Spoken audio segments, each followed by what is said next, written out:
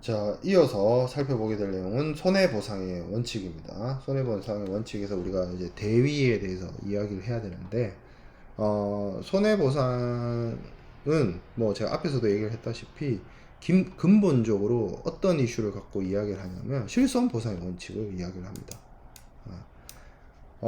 피보험자가 보험을 통해서 자신이 입은 손해의 원상복구 내지는 경제적 가치의 회복을 하는 것이지 그걸 통해서 이득을 봐서는 안 된다라는 입장이에요. 그래서 보험 사고를 통해서 어떤 손해가 발생하게 되면 보험자가 보험금을 지급하겠죠, 당연히. 그렇게 되고 나면 피보험자가 가지고 있는 잔존물이나 아니면 제3자에 대한 청구권의 경우에는 그것을 피보험자가 여전히 가지고 있게 되면 피보험자는 보험회사로부터 보상도 받고 제3자에 대한 청구권도 행사하게 된다면 어떤 양쪽으로 두 번의 경제적 이득을 취득하게 되는 문제가 생겨나게 됩니다. 그래서 실손보상의 원칙에 위배되게 되죠.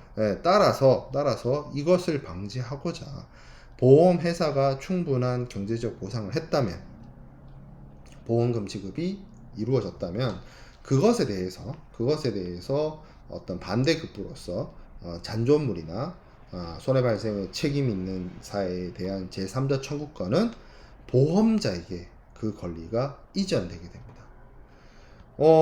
사실 그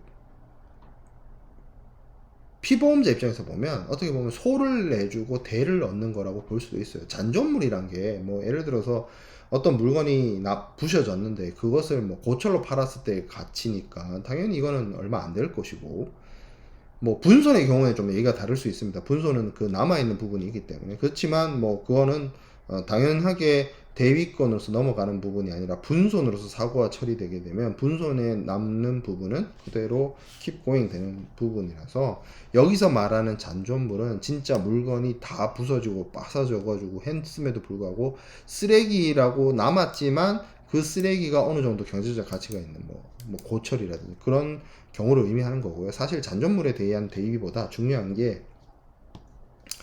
제3자에 대한 손해배상 청구권이에요. 손해배상 청구권을 사실 생각을 해보면 이런 입장이 있죠.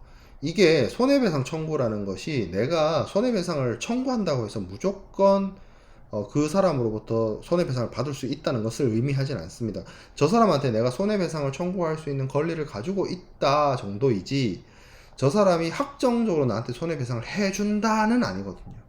결국에는 내가 저 사람으로부터 손해배상을 받기 위해서는 뭐 변호사도 사야 되고 소송도 해야 되고 시간도 걸리고 하는데, 뭐 그런 권리를 내가 붙잡고 있느니 이거 그냥 보험회사 알아서 처리하라고, 나는 내가 입은 손해에 대해서 경제적 회복을 도모하는 것이 어떻게 보면 소를 내주고 대를 얻는 것이고, 그리고 보험회사 입장에서도 이득이 되는 측면이 있죠. 뭐 보험 계약에 따라서 화물이 파손이 됐다면 당연히 보상해 주는 것이 보험 계약의 내용인데, 이 사고의 원인이 따져보니까 피보험자가 잘못했거나 천재지변이거나 뭐 그런 것이 아니라 다른 제3자의 잘못에 기인을 하게 된다면 넘어갈 수는 없죠. 그거 그냥 내가 뭐 보험금 지급하고 말지로 끝나는 문제가 아니죠. 보험금을 지급하는 것이고, 피보험자 입장에서는 실제로 사고를 당한 피보험자 입장에서는 그 사고를 낸 제3자를 향해서 소송을 제기하고 변호사를 사용을 하고 뭐 소송을 하고 장기간의 소송을 하고 그것이 다 부담이고 비용이고 하겠지만,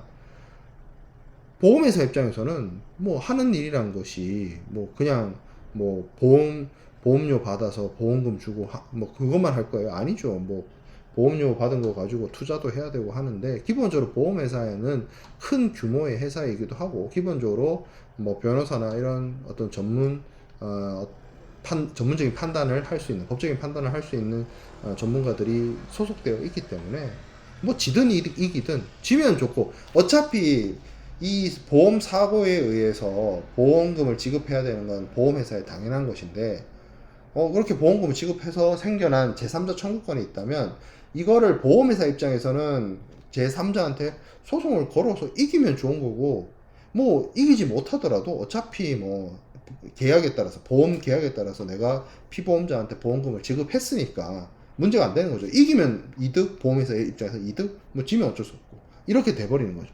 그래서 실제로 대법원 판례나 이런 데 보면 보험회사랑 운송회사랑 싸우고 있는 경우가 대부분이에요. 그런 원인으로. 그래서 이것이 이제 대의위의 원칙입니다. 보험회사에게 보험금을 받으면 내가 가지고 있던 제3자의 청구권이 보험회사에게로 이전된다. 왜? 이유는 실손보상의 원칙이 적용되는 거고, 이렇게 메커니즘이 돌아가더라도 피보험자나 보험자 입장에서 딱히 손해될 일은 없다. 자, 그래서 해상보험에 있어서 어떤 이제 손해보상이 될 때의 문제예요. 자, 그러면 이게 실제로 우리가 소위 말하는 퍼릴, 사고를 일으킨 담보위험으로부터 손해가 발생했다는 사실을 뭐 누군가는 입증을 해야 되잖아요. 그럼 입증 책임이 누구한테 있느냐? 입증 책임은 기본적으로 그것을 주장하는 사람이 부담을 합니다. 내가 손해 입었어요 라고 하면 그 손해 입었음을 주장하는 사람이 입증을 해야 돼요. 그래서 피보험자가 보험자로부터 손해를 보상을 받기 위해서는 이것이 이러한 사고를 일으키는 원인이 담보위험이고 이 담보위험이 있었고 이게 영향을 줬다라는 것을 입증할 필요가 있습니다. 자, 그래서 우리가 ICCA 혹은 ICCAR과 같은 포괄 책임주의가 있고, 아니면 보험자가 책임지는 담보위험을 쭉 나열하고 열거하는 열거 책임주의가 있죠. 그래서 그건 입장이 조금 다른데, 열거 책임주의 하에서는 그 열거되어 있는 뭐 천재지변, 뭐 전복, 충돌, 하재 뭐 이렇게 쭉 나열되어 있잖아요. 그 나열되어 있는 담보위험으로부터 손해가 발생했다는 것, 그것의 인과관계, 근인을 입증을 피보험자가 해야 되고, 포괄 책임 하에서는 쉽게 말해서 포괄 책임주의는 이거잖아요. 이거 빼고는 다 보상해 줄게. 이게 포괄 책임주의잖아요. 그래서 반대로 보험자가 이게 소위 말해서 면책에 해당된다. 그것을 입증해야 되는 그러한 이슈가 있습니다.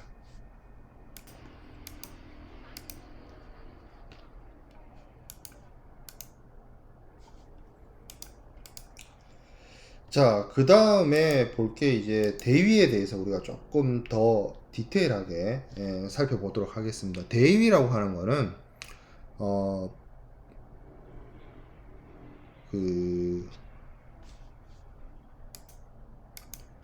서브로게이션 뭐 이렇게 얘기하고 조금 위부랑은 다른데, 자, 대위와 위부에 대한 비교도 같이 할게요.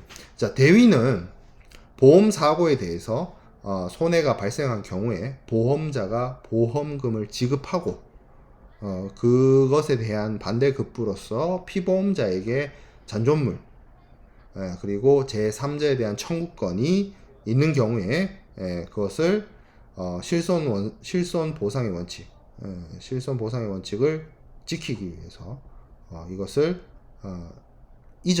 이전받는 행위를 대위라고 합니다. 근데 이것을 우리가 나눠서 살펴봐야 돼요. 전손의 경우가 있고 분손의 경우가 있습니다. 자, 전손의 경우에는 전손 보험금이 지급이 되죠. 잔존물이 없는 상태죠. 혹은 잔존물이 있다 하더라도 없는 걸로 보기로 했죠. 추정 전손.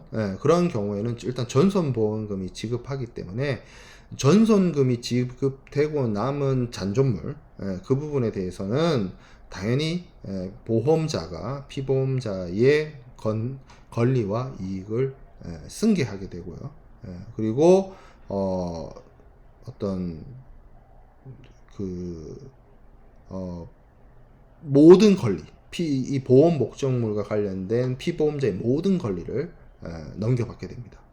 그게 이제 전손의 경우고, 분손은 부분적인 손해예요. 여기서 말하는 분손은 거의 뭐 단독 훼손을 말하는 것인데, 보험자가 쉽게 말하면 분손된 부분, 그 부분적 손해에 대한 부분을 보험금으로 지급을 하게 되겠죠. 그러면 그때 보험자는 보험 목적물에 대한 권리 또는 잔존할 수 있는 부분의 보험 목적물에 대한 권리를 취득할 수가 없습니다. 왜? 남아있는 부분이 있잖아요. 전선 보험금을 준 게 아니잖아요. 예를 들어서 내가 100을 갖고 있다가 100이 0이 됐어요. 예. 혹은 1이 됐어요. 그래서 보험회사가 나한테 100을 줘요. 전선 보험금을 줘요. 그럼 뭐 그 남아있는 0, 같이 0짜리 이거 뭐 알아서 하고 손해배상하고 뭐 다 알아서 하세요가 되지만 100이던 물건이 내가 50으로 줄였어요. 그럼 뭐 없어진 그 50에 대해서만 보험자가 나한테 보험금을 지급을 하겠죠. 근데 예, 보험회사가 나한테 지급한 것도 50이지만 처음에 사고 안 나고 남아있는 것도 50이에요. 이거는 뭐 누구를 줄 것도 아니고 남아있는 거 그거 자체가 내 거죠. 예, 그래서 그 경우에는 뭐 잔존물의 대위, 소위 말해서 남아있는 물품에 대한 권리 이전이 일어나지 않습니다. 하지만 피보험자가 MIA에 따라서 보상받는 한도 내에서 이 사고를 일으킨 원인을 제공한 어떤 권리나 구제수단, 소위 말해서 제3자에 대해서 손해배상을 청구할 수 있는 권리라든지 그런 것들. 그러니까 내가 50이 남았는데 이 50을 남도록 만든, 그러니까 50 나머지 이 부셔버린 이 50을 부신 책임이 있는 사람이 있다면 그 사람한테 손해배상을 청구할 수 있는 권리가 있을 테고, 그 권리는 당연히 50에 대한 보험금을 지급한 보험자한테 이전된다는 거예요. 그러니까 전손의 경우와 분손의 경우가 조금 다릅니다. 왜냐하면 분손은 사고가 안 나면 나머지 부분이 있기 때문에 그거조차도 보험자한테 줄 이유가 없는 거죠. 예, 그렇게 구분이 되고요. 자, 그래서 보험 목적물에 대한 대위와 어떤 이 제3자에 대한 보험자 대위가 조금 다릅니다. 예, 보험 목적물에 대한 대위는 이것을 남겨둬서 그것이 뭐 0.1이 됐든 0.5가 됐든 남아있는 이 부분으로 인해서 피보험자가 피보험이익의 그 이상의 어떤 이득을 취득하게 된다면 실손보상의 원칙에 어긋나게 되겠죠. 예, 그래서 그런 것들은 기본적으로 보험자에게 이전하는 것이 맞고, 사실 보험 목적물의 대위는 전손의 경우만 발생을 한다고 제가 말씀드렸죠. 그래서 보험 목적의 전부의 멸시를 요건으로 합니다. 이게 있어야만 보험 목적물에 대한 대위가 발생을 하는 거예요. 그래서 어떤 것들이 취득이 대상이 되느냐? 잔존물이죠. 잔존물. 이 잔존물은 분손이 나서 사고가 안 난 부분을 얘기하는 게 아니에요. 전손이 났는데 선박인데 선박으로 더 이상 쓸 수가 없어요. 그러면 그 선박으로서의 가치는 0이에요. 하지만 경제적 가치가 완전히 0으로 수렴하는 건 아니죠. 왜? 고철 덩어리니까 고철 잘라가지고 팔면 된단 말이에요. 예, 그런 잔존물의 가치를 말하는 겁니다. 여기서 말하는 잔존이익이라는 거는. 예, 그래서 보험자는 대위에 따라서 보험 목적에 대한 소유권을 취득을 하고 그리고 관련되어 있는 의무를 부담합니다. 경우에 따라서는 이게 보험자도 그 잔존물에 대한 권리를 취득하는 것이 어려울 수 있어요. 이런 경우로 생각해봅시다. 배가 침몰을 했어요. 그 침몰하면 쉽게 말하면 전손이죠. 그래서 보험자가 피보험자한테 전손보험금을 지급하죠. 그러면 그 바다 밑에 있는 그 침몰된 선박, 그거 대위된다는 거예요. 그 보험 목적물이 대위된다는 거예요. 보험자 꽤 돼요. 그 바닷속에 있는 선박. 그거 인양하는데 비용이 더 들 수도 있습니다. 배의 가치보다. 그러면 포기할 수도 있어요. 보험금 주는 건 보험금 준 거고 보험금을 여기서 안 준다는 얘기가 아니라 잔존물에 어떤 가치가 있는데 그 잔존물의 가치를 봐서 보험에서도 무조건 그걸 뭐 받아들이는 것이 아니라 침몰한 선박이다. 그 인양하기 어렵다. 인양 비용이 많이 든다. 그 보험금 지급하는 거고, 그 바다에 수장된 그 선박에 대한 부분, 그거 피보험자로부터 보험자가 권리가 이전되지만 그걸 뭐 취득할 수도 있고 안 할 수도 있고 그건 보험자의 선택인 겁니다. 일단 뭐 피보험자는 보험금을 받아갔기 때문에 아무런 관련이 없는 것이고요. 자, 그러면 이 권리는 언제 취득하게 되느냐? 한국 상법에서는 이 대위의 발동이 당연한 권리 이전이라고 합니다. 아니 보험금 지급하면 당연히 권리 이전되는 거 아니냐? 그래서 뭐 특별히 넘겨주고 자시고 할 것도 없이 그냥 자동으로 당연히 이전된다 이렇게 얘기를 하고 있고, MIA는 전손금 보험에 대한 어떤 전손보험금이 지급이 있더라도 이게 이제 법률적인 문제가 있기 때문에 대위권을 행사를 해야 된다. 보험자가 대위권을 행사를 해야 된다. 그러니까 상법은 보험금 지급하면 내가 권리 자동 취득 이거고, MI의 입장은 보험금을 주고 내가 대위권을 행사할 권한이 생겼으니까 그걸 행사해야 나한테 잔존물에 대한 권리가 넘어온다. 사실 이 위에 앞에서 봤던 대위권 포기는 이러한 MI의 입장을 따르고 있는 거죠. 내가 행사 안 하면 보험금을 지급했고 내가 대위권을 주장할 수 있지만 그 권한을 행사 안 하면 그런 경우로 본다는 거예요. MIA는 영국의 해상보험법은. 자, 그 다음에 제3자에 대한 보험자 대위 있습니다. 이거는 전손, 분손 다 가리지 않아요.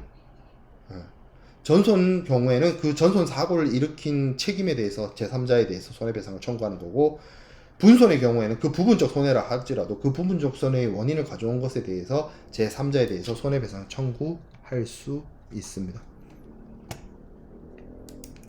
자, 그래서 이것 또한 마찬가지로 권리 이전이나 이런 것에 대한 입장은 상법과 MIA 입장이 이렇게 나뉘고요. 취득의 범위는 보험자가 지급한 금액 한도 내에서, 뭐 전손 보험금 지급했으면 전손 보험금, 분손에 대한 단독 훼손에 대한 보험금을 지급했으면 그 한도로 해서 제3자에 대한 손해배상 청구권을 획득을 하게 됩니다. 자, 그러면 우리가 앞에서 추정 전손을 공부할 때 위부를 공부했습니다. 어벤더먼트. 그리고 방금 앞에서 대위를 공부했어요. 서브로게이션. 이거를 이제 많이들 헷갈려 합니다. 그래서 요번 10주차 강의 때는 이러한 조금 논쟁적이고 어려운 부분에 대한 추가적인 설명이나 추가적인 해석이 굉장히 많이 하게 되는데, 헷갈릴 필요는 없어요. 헷갈릴 필요는 없고, 효과는 같아요. 효과는 같은데 그 메커니즘이 좀 다르다고 해야 될까? 자, 위부는 뭐 일단 제목부터 얘기하고 갑시다. 자, 한자어 자체가 맡길 위에 줄부입니다. 저 위는 위원회 할 때 위죠. 그래서 내가 쉽게 말하면 여기서 내가는 피보험자죠. 피보험자가 자신의 의도를 갖고 자신의 재산인 피보험 목적물을 보험자한테 맡기고 부탁하는 거예요. 뭐라고? 전손보험금 주세요 라고. 그게 위부예요. 대위는 주어가 보험자입니다. 보험자가 피보험자한테 보험금을 지급했기 때문에 보험자가 피보험자의 자리를 대신하는 겁니다. 대위는 대신할 때 자료입니다. 자리를 대신한다는 뜻이에요. 누가 누구의 자리를 대신한다? 보험자가 피보험자의 자리를 대신합니다. 왜? 보험금을 지급했기 때문에. 보험금을 지급했으니까 실손보상의 원칙에 따라서 피보험자가 더 많은 이득을 가져가면 안 되기 때문에 피보험자가 가지고 있는 제3자 청구권과 같은 권리를 보험자가 대신합니다. 그게 대위예요.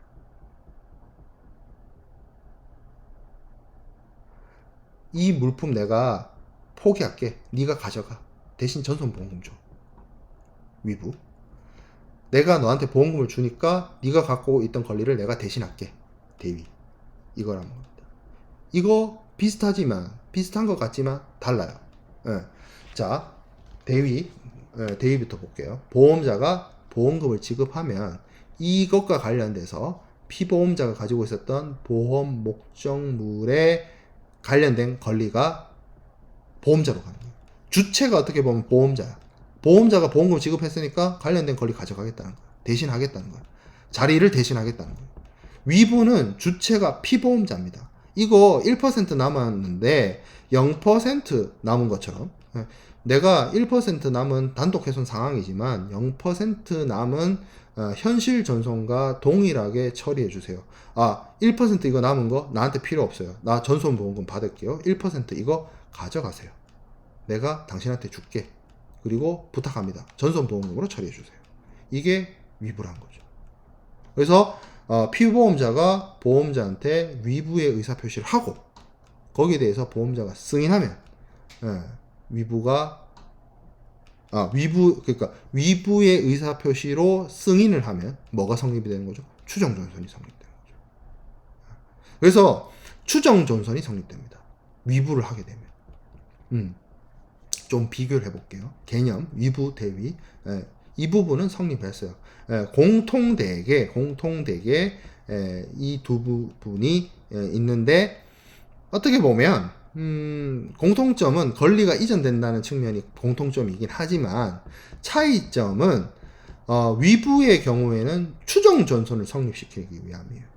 그러니까 위부는 추정 전선을 성립시키기 위해서 나한테 남아있는 잔존물에 대한 가치나 손해배상 청구권이나 이거 줄게, 가져가, 맡길게, 네가 알아서 해, 이거고, 대위는 보험금을 지급했기 때문에 실손보상의 원칙에 따라서 이중취득, 부당이득을 막기 위해서 너가 가지고 있는 거 내가 대신할게, 이거예요. 권리가 넘어간다는 거, 피보험자에서 보험자로 잔존물에 대한 부분이든 제3자 청구권이든 권리가 넘어간다는 건 동일한데, 위부든 대위든 메커니즘이 다른 거예요. 쓰일 때도 다른 거예요. 그래서 위부는 뭐에서만 쓰느냐? 추정 전선에서만 쓰입니다. 추정 전선을 성립시키기 위한 행위이기 때문에 내가 1% 남은 거지만 1% 남았지만 0% 남은 사람과 동일하게 만들기 위해서 하는 거예요, 추정 전선은. 근데 대위는 모든 손해보험에서 다 적용이 됩니다. 해상보험에서도 적용이 되고 자동차 보험에서도 적용이 되고 손해보험에서, 화재보험에서 다 적용이 됩니다. 이거는 손해보험에 다 적용되는 원칙이에요, 대위는. 부당이득 금지, 실손보상의 원칙에 따라서. 자, 법적 성질, 권리의 이전인데 대위는 뭐 이거는 이제 상법이나 MIA에 따라서 조금 다르다 했죠. 이게 뭐 당연히 이전되는 것이냐 아니면 보험자가 권리 행사를 해야 되느냐 뭐 그런 입장의 차이가 있는 거고, 위부의 경우에는 한국 상법은 이거는 독자적인 행위다 라는 거 보고 있고, MIA는 이거는 보험자가 승인할 필요 없이 위부를 하게 되면 자동적으로 추정 전선이 성립되고 전손보험금 지급된다, 뭐 이런 입장입니다. 뭐 법적 성질은 그렇게 중요한 건 아닌 것 같아요. 자, 요건 있습니다. 요건. 위부는 무조건 적용해야 돼요. 뭐 조건 달면 안 돼요. 이렇게 되면 이거 성립되면 뭐 위부할게, 이게 아니에요. 뭐 위부하면 하는 거고 안 하면 안 하는 거예요. 안 하면 단독 훼손으로 처리하는 거고 분손으로 처리하는 거고, 하게 되면 무조건 하는 거야. 돌이킬 수 없어. 그리고 뭐 나눈다, 뭐 잔존물에 대한 권리는 빼달라, 제3자 청구권 빼달라, 그거 안 돼요. 불가분입니다. 그냥 이거 통째로 남아있는 권리에 대해서 다 넘겨줘야 돼요, 위부는. 근데 대위는 이게 전손이냐 분손이냐 따라서 조금 나뉩니다. 특히 잔존물이 그렇죠. 잔존물에 대한 부분, 분손의 잔존물은 남아있는 부분이기 때문에 이걸 보험금을 지급했다 하더라도 보험자가 뭐 가져가거나 대신하거나 하지 않아요. 근데 제3자 청구권은 전손이든 분손이든 동일하게 보험금 지급을 하게 되면 넘어가죠. 자, 위부를 하든 대위를 하든 그것에 대한 효과는 어떤 것들이 있느냐? 대위는 간단해요. 보험금을 지급하게 되면 잔존물과 제3자 청구권이 넘어갑니다. 누구한테? 보험자한테. 보험자가 피보험자의 자리를 대신하니까 넘어가요. 위부는 직접적 효과가 있고 간접적 효과가 있어요. 직접적 효과는 뭐냐? 이 잔존 이익을, 그러니까 1% 남은 거 있죠? 1% 남은 거 이거 보험자한테 넘겨줍니다. 그게 직접적 효과지. 권리 이전을 시키지. 그래서 권리 이전이 된다는 측면에서 대위하고 위부하고 비슷해. 하지만 그거를 뛰어넘는 간접 효과가 있어요. 뭐예요? 추정 전선을 성립시켜요. 추정 전선이 성립되면 어떻게 돼요? 현실 전선이 아니지만 1% 남아 있었지만 위부를 통해서 그 남아있는 부분을 다 넘겼기 때문에, 피보험자가 보험자한테 넘겼기 때문에, 위탁하고 부탁했기 때문에 전손 보험금이 지급이 됩니다. 추정 전선을 성립시키는 효과가 발생돼요, 위부는. 뭐 취득 대상, 뭐 그렇죠, 잔존물에 대한 부분과 제3자 청구권, 이거는 또 동일하죠. 그리고 취득 범위는 사실은 양쪽 다 같아요. 양쪽 다 같다라고 볼 수 있는데 지급되는 보험금 범위 내에서. 그리고 위부도 뭐 사실 어떤 그 잔존물에 대한, 보통 이게 이제 왜 이렇게 적어놨냐면 위부는 다 전손 상황이잖아요.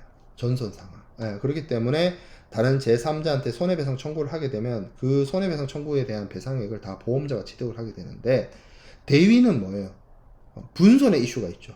부분적 손해의 경우가 있죠. 예, 그렇기 때문에 보험자가 지급한 보험금의 범위 내에서만 권리, 특히 제3자 청구권에 대한 권리를 획득한다 라는 차이점이 있습니다. 자, 그래서 우리가 대위와 위부, 위부와 대위, 서브로게이션과 어벤더먼트에 대해서 공부를 했는데, 이 정도로 반복해서 설명을 들었으면 이제 앞으로는 대위와 위부를 헷갈릴 일이, 혼용해서 사용할 일이 없다라고, 없을 거라고 굳게 믿습니다. 이게 설명을 조금 자세하게 하다 보니까 이번 주차 강의는 굉장히 길어졌는데, 여기서 마무리 짓고 다음 주부터 깔끔하게 해상보험증권 진도 나가도록 하겠습니다. 네, 마칠게요.